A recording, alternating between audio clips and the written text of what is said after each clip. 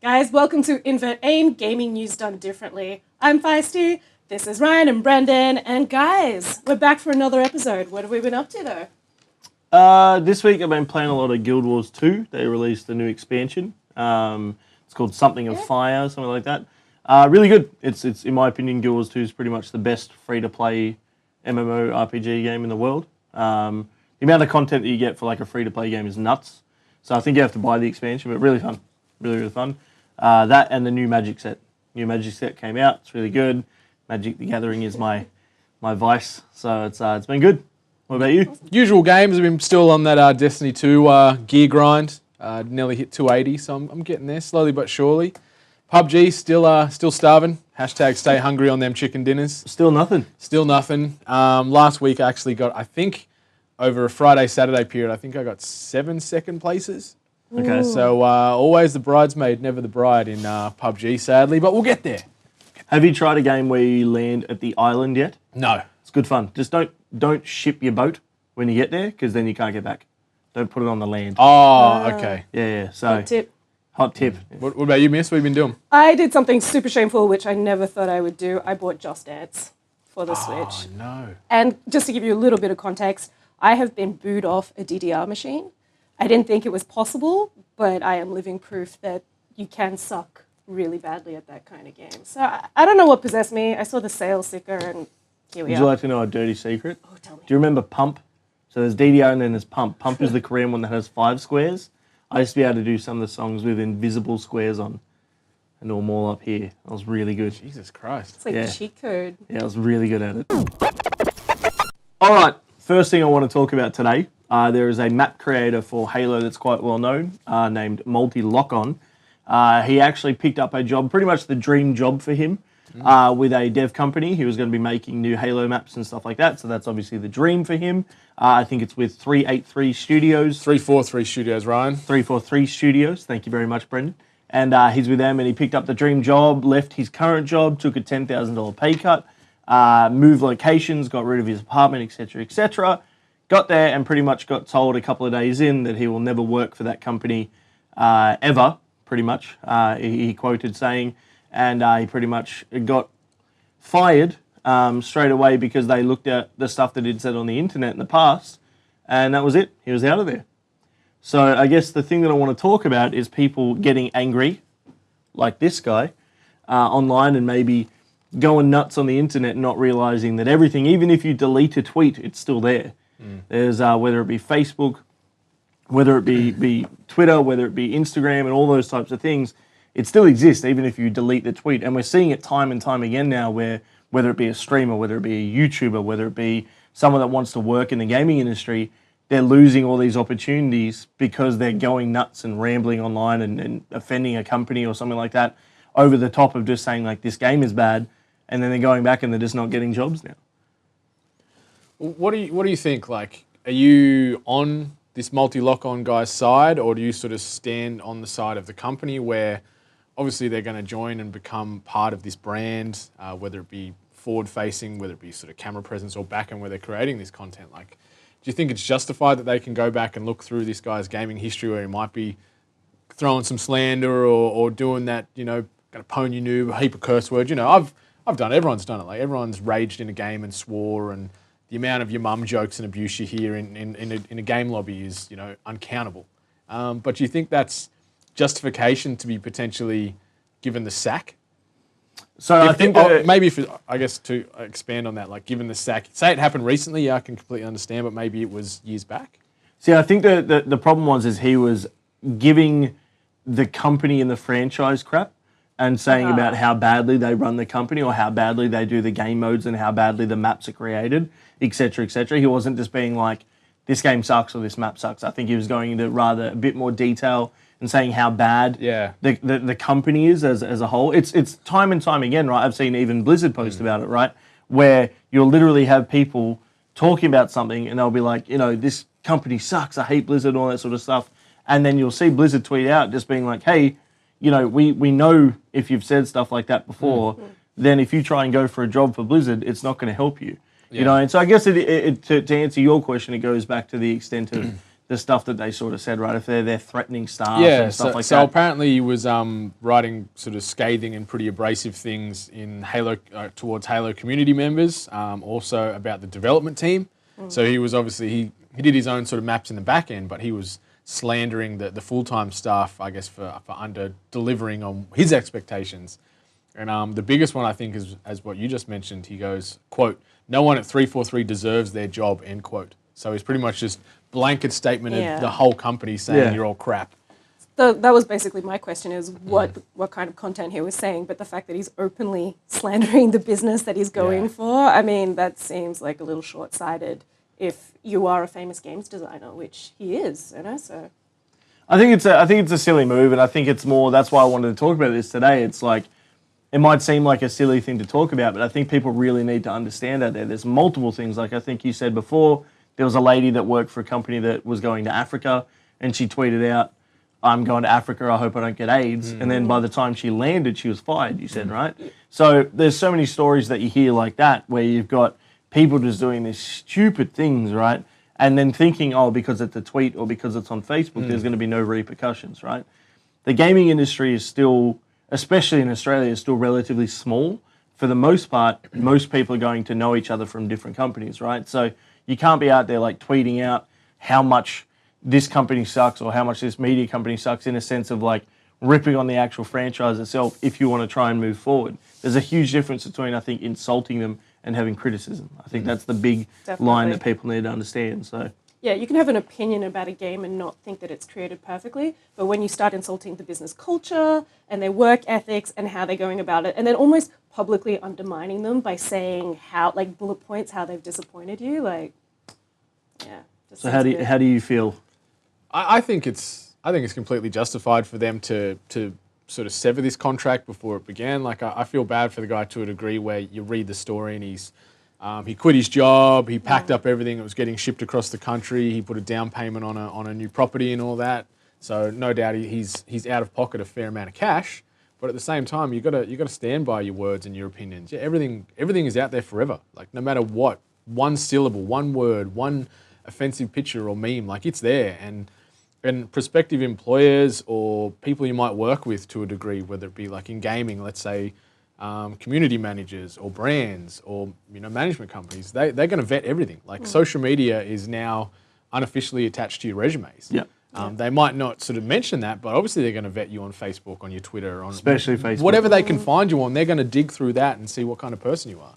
Absolutely, I think that's a huge one as well. Is like companies go through Facebook. There's no sort of, do they really do it? They do. They literally go through your Facebook as well. So people got to be careful, even more so. And the reason, again, why I brought this up is because of the gaming industry. It's such a small thing for the most part in Australia, and especially overseas as well. It is a much bigger industry. There's a lot more companies, but for the most part, majority of the important people all know each other.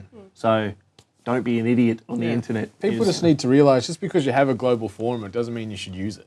That's the problem. They go, oh, I've got 140 characters, I'm going to flame someone today, or say something stupid. Like, just think before you post. That's the thing. Yeah. And the amount of people, even with streaming, that'll come into my channel and just go nuts at me, right? And then they've sent me a week later, they'll join in and be like, fat, you're fat, you play WoW, blah, blah, blah, whatever, right? It'd just be something completely just stupid. And then a week later, they'll send me a huge apology email, or they'll send me a big apology thing being like, oh, man, sorry I did that and stuff like that. It's people don't understand that you can't just do stuff like that on social media presence like Twitter. If you tweet at a streamer or tweet at a YouTuber saying really racist stuff, or it's just a meme to you, or you're going nuts at them, that's still going to be there. Even if you delete that tweet, that's still there. So, well, it goes into that whole thing where people get death threats and then their safety is called into question, and even to a further extent being doxxed, like that's the kind of rage that you tap into almost when you start like live tweeting to people and telling them,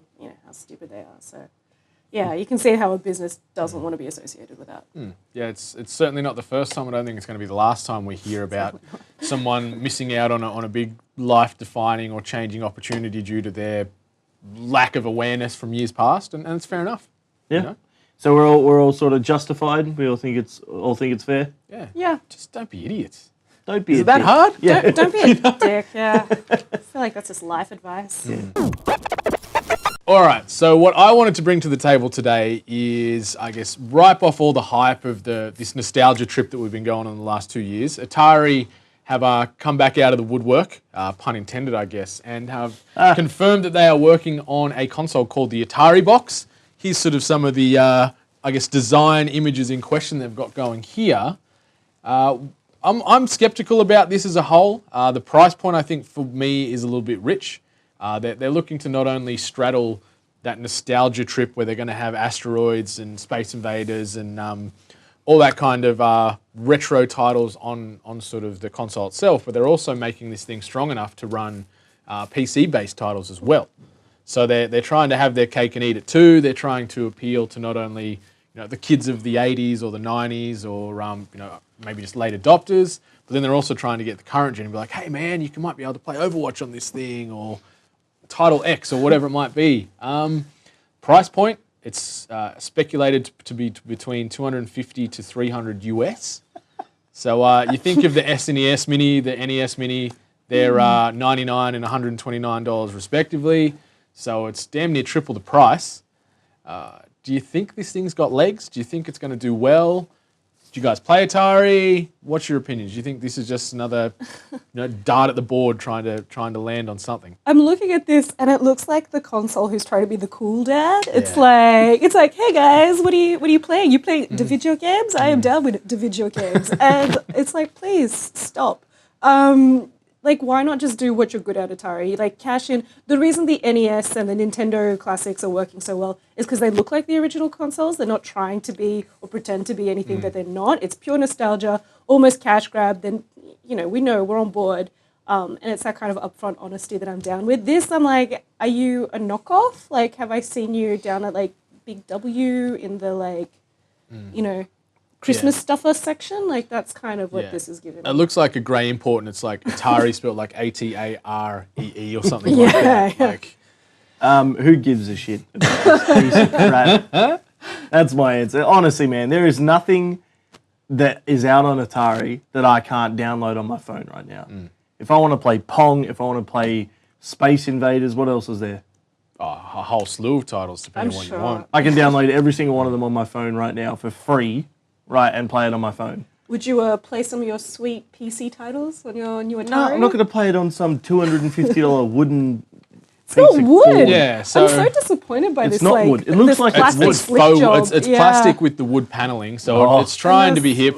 Obviously, the OG Atari 2600 is sort of what it's based off. So this Atari Box is trying to nod to their beginnings, but it's interesting. Like, so it's got a Linux backend. There's an AMD processor, Radeon graphics. So it's got a little bit of grunt under there, but not much. But for $250, what's it going to run? Yeah. Like realistically, for $250 for an entire system, you're not running anything that's got legs. You know what I mean? There's literally not going to be a single game that has graphically anything decent for $250 total for the entire console, right? And in regards to Atari games, I just don't get it. I don't see the point. I get it if it looked like the original, like you guys said. I would understand. Re-release of the original looks a bit cool. You know what I mean? Like, people are trying to keep it for their old school collection, but it looks like the old one. This new thing, I'm sure it'll sell, and I'm sure people will buy it. But I certainly ain't going to go out and spend $250 so I can play freaking Pong on a 70-inch TV or something like that. You know what I mean? Like, I don't... Pong Extreme. Yeah. Like in 4K Pong. Like, come on. Yeah, I think the thing that gets up my goat most about this, though, is they're actually crowdfunding this thing. So it's not... Nolan Bushnell hasn't come out of the woodworks and he's saying, hey, I'm going to throw some money at this and make it work. He's saying, we're going to start this thing on Indiegogo at the end of this year. Anyone that wants to get behind this, you can sort of throw some money into it and feel like you're part of it. Like, what are they quoting here? They're saying they want to use crowdfunding because it wants users to be, quote, part of this launch and part of this story. Yeah, Piss off. No, thank you. See, that says to me that they're not completely confident in the product. It's not a small company. It's freaking Atari. Yeah, they've got the money. On merch alone, they could fund this. Like the amount of Atari shirts that get sold at JJ's on the reg would be insane. It's ridiculous. Yeah, no, that's just to me that's just taking the piss. Like, it's Atari. We're talking about a big company. This isn't some small little company that's on a startup. We're talking about Atari. Yeah. They've got other things in the woodworks. They're still I'm probably sure- hurt from the fated release of ET way back when that pretty well was the That's demise right, of yeah. Atari. So they're still probably getting all those copies of ET out of landfill at the moment. So, It literally got like buried, right? yeah. For those of you who don't know, there was an ET game that got released that they literally just got rid of, right? And the Yeah, only copy it that killed got Atari. found, yeah, like it literally like killed Atari, like Brendan has said, and they literally buried the games, right, to get rid of them. They just backed wanted up dump trucks into a waste fill and just poured it all in, then buried it over the top with trash. Like there's some great documentaries about it. You know, the fall of Atari. people and trying to things. find it Yeah. as well. It's like a treasure hunt at the moment. But I'm for sure the Atari super still nerds. has plenty of funding to make something like this, right? Yeah. I'm sure that they have plenty of money still tucked away for them to crowdfund something. To me, it just seems like Just shows they're they're taking a not piss. confident in the product. Exactly. If they were It's super confident sloppy. behind it, they would be like, you know, this is our product that we're releasing. This is it. This is the price point. Let's do that. What do you guys think? Hit us up on the socials. Is the Atari Box of interest to you? Would you be ponying up $500 for this thing? Would you be supporting it on Indiegogo? Do you think it's a waste? Do you think this is going to end up in landfill beside ET? Hit us up. So the Pewdie Pie saga, round 2, we're back. It's the Pewdie Pie Broforce is up against Firewatch, but this time in a different space. They're taking the fight right to Firewatch's door by giving lots of shitty reviews on Steam. This, of course, is for Steam to kind of look at the new 0 reviews that are coming through and review their review policy. Guys, what do we think about this? I'm not at all surprised. The bro army is out in force on this, and yeah, it's known as review bombing, where fans of a game or fans of a content creator unify behind said content creator, and universally trash these titles however they can. They'll jump in and just tank the reviews. So, Firewatch is critically acclaimed. Campo Santo knocked it out of the park with this walking simulator, but since then there's been 2,500 mixed reviews on Steam off the back end of Sean Veneman coming out and giving Pewdie Pie the DCMA strike on YouTube. Mm-hmm. So the bro army's come out and said, you know what, to hell with you guys, we're going to tank your game because you're tanking our messiah, Felix. So Steam's had to pivot. They've now brought in this histogram for reviews, so you can look back and see the review trends of a game. So you can, I guess, make a more well-informed opinion instead of saying, yeah, it's all great, and then it tanks, and they go, oh, the game must have stopped being supported. They're going, okay, there's obviously some backlash attached to this. So it's interesting. It's like watching a tennis match. For me, it's I think that it's you sort of reap what you sow, right? It's situation here, right? So I think that Firewatch, phenomenal game. If you haven't played it, it is absolutely, absolutely phenomenal. Shed a bit of a tear playing it, and it's not many single-player games that I'll play, like even off stream. There's not many games that I'll just sit down and play. I played that the entire way through in one sitting. Phenomenal, nice phenomenal tasty game, 4-hour right? sitting. Yep, it was great. Right, wonderful game. Nothing bad I have to say about it at all. Moving forward, I think that the developer involved with this whole Pewdie Pie thing, I think he acted out of emotion. I don't think it was necessary for him to sort of do that stuff. I don't think it was necessary for him to go back and do that copyright strike. It's such a bigger thing than people realize. Whether or not they like what Pewdie Pie did, they could have just taken down the video, right? For them to actually go out and try and get this strike against him, that literally risks everything that he's worked for. So I think in this situation, they've sort of gone after Pewdie Pie, and of course, what the hell did they expect? They know, anyone should know that if you go after a content creator, their fan base, and he happens to have the biggest fan base in the entire world, the bro army, are going to come after you with their bro fists and have a crack. Kick punch So you. that's full force. That's what you get when there's hats backwards. But no, it's I think it's to be expected. I'm not surprised in any way, shape, or form. I think they personally, I think the dev went after him in a personal way. I don't think it was a smart idea, and now it's come back to bite him in the ass. So.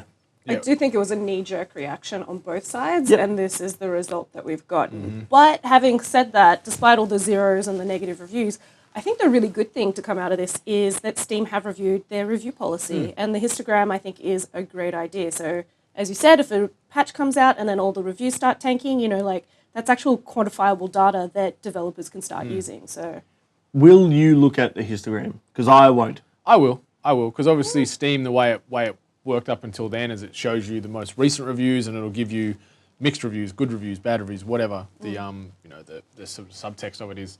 Or the cross section. Yeah. So I like that you can sort of have a more well-informed opinion on it.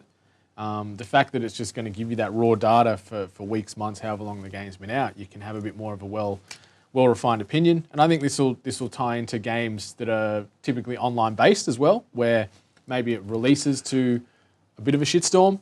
It's undercooked on release, but then you see these new patch notes come in, and the game sort of starts trending positively. So I'm excited in that regard too. Not only just to have a safety net for games like Firewatch, but for, let's say, PUBG or Overwatch or any of these online-based games where you can see the evolution of it over time as well. See, for me, I'm more of like I click on the game and then I just look at the thing where it says mostly negative, mostly positive, and that's it. I probably won't look any further than that when I'm looking at getting a game. So majority of the time, I don't really do the indie game thing too often, so as you guys know. But I love reading the reviews on Steam. Some of them are just like works of art. Thank you, creative reviewers. You're great. Yeah.